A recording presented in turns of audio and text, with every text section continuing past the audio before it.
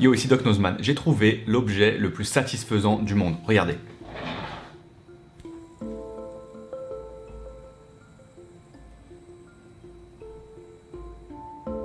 Et c'est marrant parce qu'il y a 2 semaines, il me semble, j'ai sorti une vidéo sur une substance assez satisfaisante elle-même, le sable cinétique.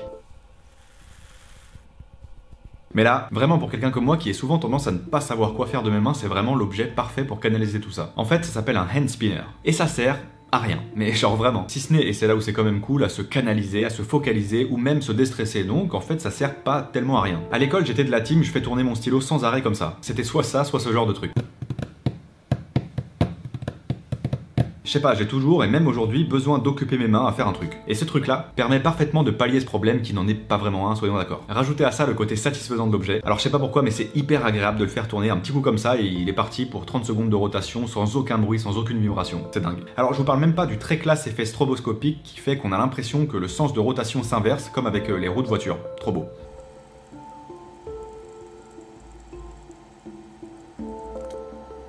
Alors, comment ça marche? Vraiment rien de bien sorcier, mais c'est tout de même intéressant. L'objet est en plastique avec une forme un petit peu étonnante, et on voit qu'il y a 3 roulements à billes insérés dans des trous. Donc premier truc important dans la conception de l'objet, 3 poids identiques répartis à des distances bien spécifiques afin d'avoir un bon équilibrage. Parce qu'on le voit direct, si j'enlève un roulement et que je le fais tourner, il y a une balance qui se fait, mon bras bouge. L'objet est entraîné par son déséquilibre, avec les 3, aucun problème. C'est d'ailleurs pour ça qu'on peut faire ça. Ensuite, un autre roulement à billes au milieu. C'est intéressant le roulement à billes niveau fonctionnement, petite partie mécanique, tout ça. Dans un roulement à billes, il y a ce qu'on appelle 2 bagues, et là on passe en mode macro pour observer tout ça. Bagues qu'on voit très bien ici et ici, probablement en acier au passage. Entre ces bagues sont placées les fameuses billes qui sont elles-mêmes coincées dans ce qu'on appelle une cage. Il y a vraiment plein de types de roulements à billes différents, ici a priori on a affaire à un roulement à billes à gorge profonde. Excusez-moi, c'est pas moi qui crée les noms, hein. C'est un petit peu embarrassant j'avoue, mais c'est pas ma faute. Excellent.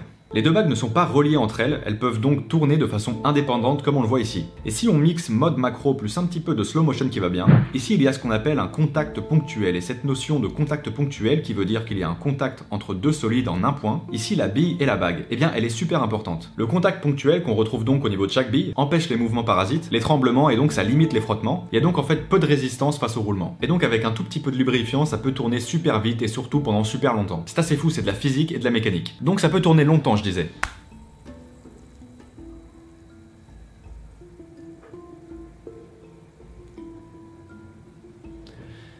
Ouais, c'est long, j'avoue. Et encore, il y en a, ça peut durer 5-6 minutes. Hein. Bon, je suis un petit peu curieux, du coup j'ai essayé d'en imprimer un en 3D, la structure du hand spinner en tout cas. Je vais pas essayer de m'amuser à imprimer des roulements à billes, soyez pas fou non plus. J'ai trouvé le modèle sur internet, fait par un certain Hot Ginza, merci. Le modèle est très cool et c'est parti pour 35 minutes d'impression, petit timelapse à l'ancienne.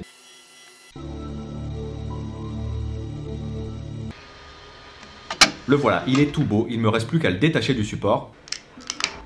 Ça tourne déjà pas mal comme ça, c'est marrant. J'ai donc besoin de 4 roulements que je vais bien entendu insérer dans chacun des trous et on va tester ça. Super, bon bah c'est excellent, ça marche super bien, même imprimé en 3D, c'est cool.